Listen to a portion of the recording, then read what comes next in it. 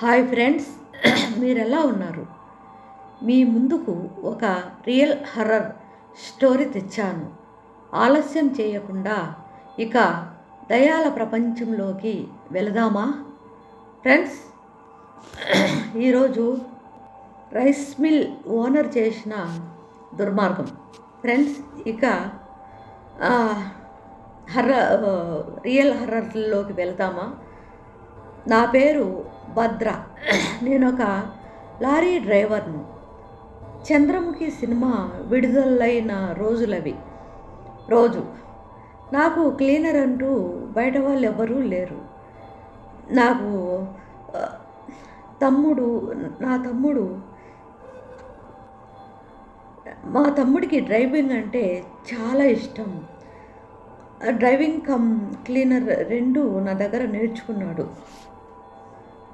Chandramukhi release అయిన రోజే మా ఊరి నుండి ధాన్యం తీసుకొని కర్నూలు రైస్ మిల్లుకు నేను నా తమ్ముడు వెళ్ళడం జరిగింది. మేము మిల్లు వద్దకు చేరుకునేసరికి రాత్రి 7 గంటలయ్యింది. ఆ సమయానికి వర్కర్స్ అంతా ఎవరిళ్లకు వాళ్ళు వెళ్ళిపోయారు. మిల్లు ఓనరు మిల్లు క్లోజ్ చేయాలి అనుకుంటుండగా మమ్మల్ని మిల్లు ఓనర్ పిలిచారు.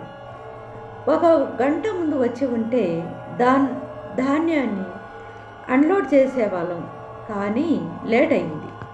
మళ్ళీ ఉదయం 9 గంటలకు వర్కర్స్ వస్తారు. వాళ్ళు వచ్చాక ధాన్యాన్ని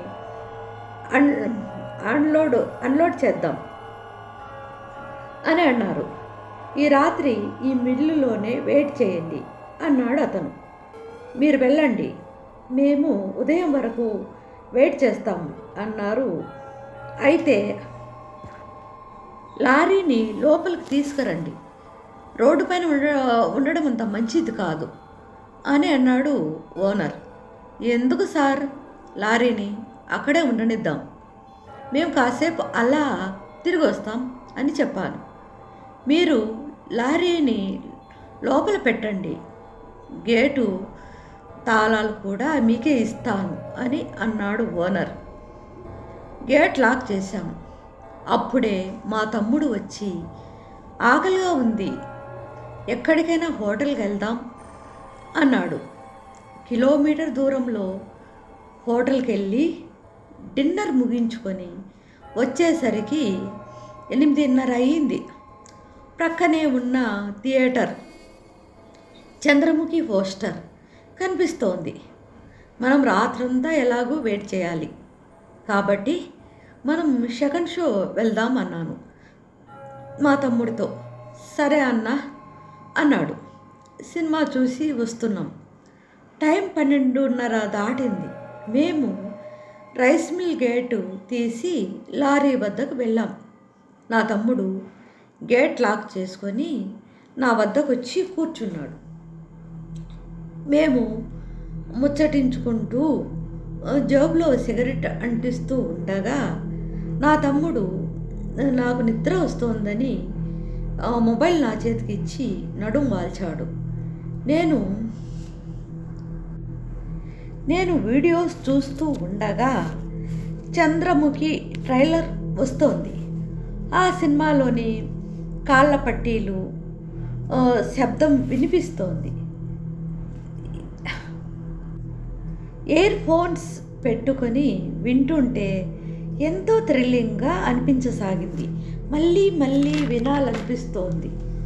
మరింత పట్టీల శబ్దం వినిపిస్తోంది. పక్కకు చూసి ఆ శబ్దం వినేసరికి చుట్టుప్రక్కల ఉన్న చీకటిలో నన్నేదో ఆకర్షించినట్లుగా అనిపించసాగింది. భయపడ్డాను. ఇయర్ ఫోన్స్ పక్కన పెట్టాను. ఈసారి మళ్ళీ ఆ వీడియోను చూస్తున్నాను. ఈసారి ఆ సౌండ్ డిఫరెంట్గా ఉంది. ఒక్కొక్కసారి ఒక్కో రకంగా. ఈసారి మళ్ళీ పట్టీల శబ్దం వింటూ ఉన్నాను. పెద్దగా వినిపిస్తోంది. నా తమ్ముడిని లేపాను. రేయ్, ఒకసారి సౌండ్ విను అన్నాను. వాడికి కూడా ఏదోలా అనిపించిందట. అన్నా ఇక్కడ ఎవరో ఉన్నారు అని అన్నాడు. ఎవరో ఏంట్రా, ఇక్కడ ఉన్నది మనమిద్దరమే అని అన్నాను, వాడు భయపడతాడని. మళ్ళీ ఆ వీడియో రిపీట్ చేయగా ఈసారి మామూలుగా ఉంది అన్న, నువ్వు భయపెట్టాలనేగా ఆ సౌండ్ గురించి చెప్పింది అని అన్నాడు నా తమ్ముడు. సరే అన్న, నాకు నిద్ర వస్తోంది, ఆ వీడియో ఆఫ్ చేసి నువ్వు కూడా పడుకోవచ్చుగా అని అన్నాడు. లైట్ ఆఫ్ చేసి పడుకున్నామని జీరో లైట్ పెట్టి నిద్రకు ఉపక్రమించాను.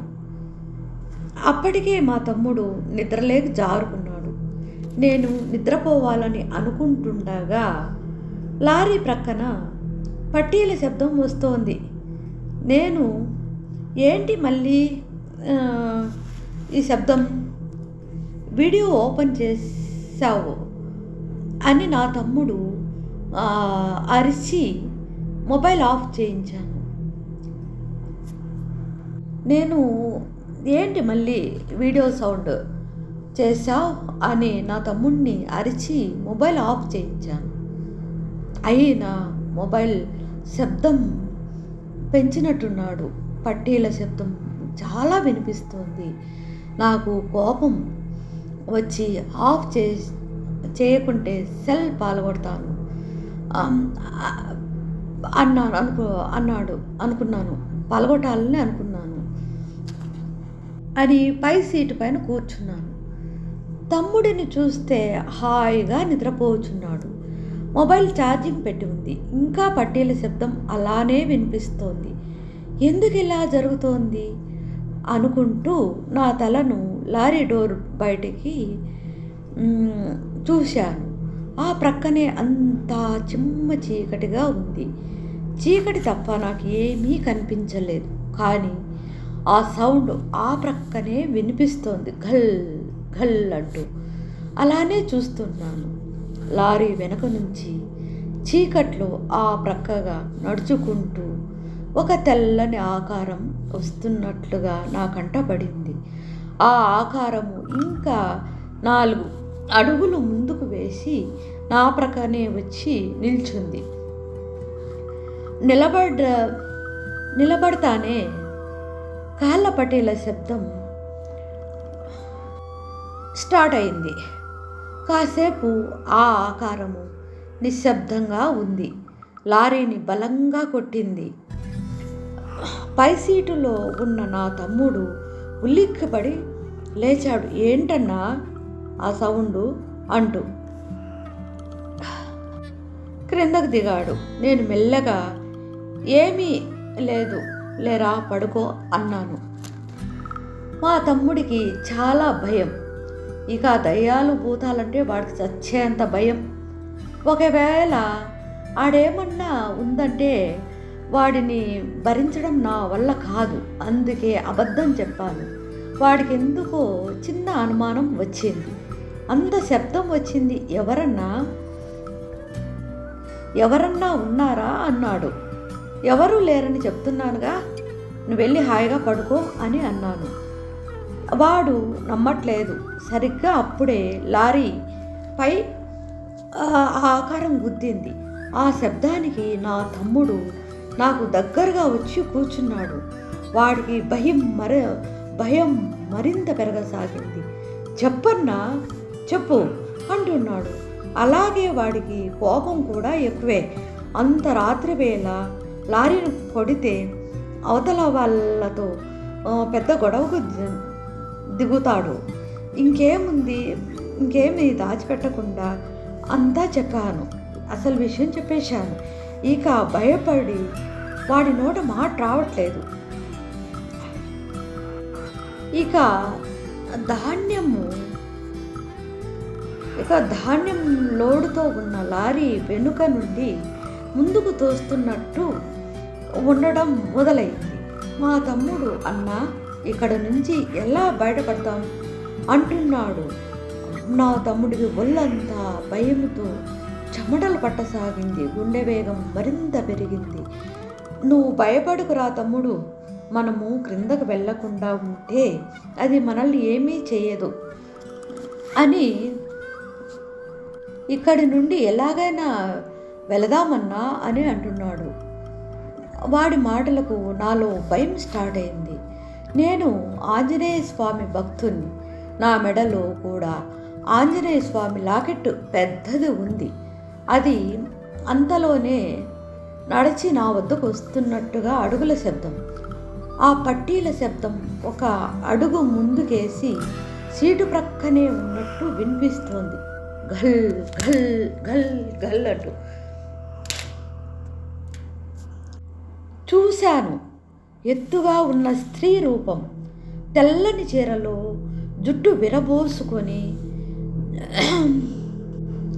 ఆ జుట్టు భూమికి క్రిందకు వేలాడుతోంది. మా ఇద్దరికి ఒళ్ళంతా చెమటలు పట్టసాగాయి. మాకు పట్టాయి.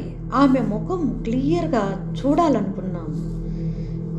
ఆమె ఆ లైట్ వెలుతురులో, ఆ జీరో లైట్ వెలుతురులో ఆమె ముఖం మీద, జీరో లైట్ వెలుతురు ఆమె ముఖం మీద పడింది. అప్పుడు ఆమె ముఖం మా కంట పడింది. వికృతమైన రూపం ఎంతటి ధైర్యవంతులనైనా భయపడేటట్టు చేస్తోంది. తలపైన జుట్టు, ఆమె ముఖము, ఒళ్ళులో నరాలు చిట్లేంతగా ఉన్నాయి. నా తమ్ముడు చిన్నపిల్లాడిలా ఏడుస్తున్నాడు. అలా చూస్తూ కదలకుండా ఉండిపోయాము. నా తమ్ముడు, అన్నా అన్నా ఎలా బయటపడతామన్నా మనము?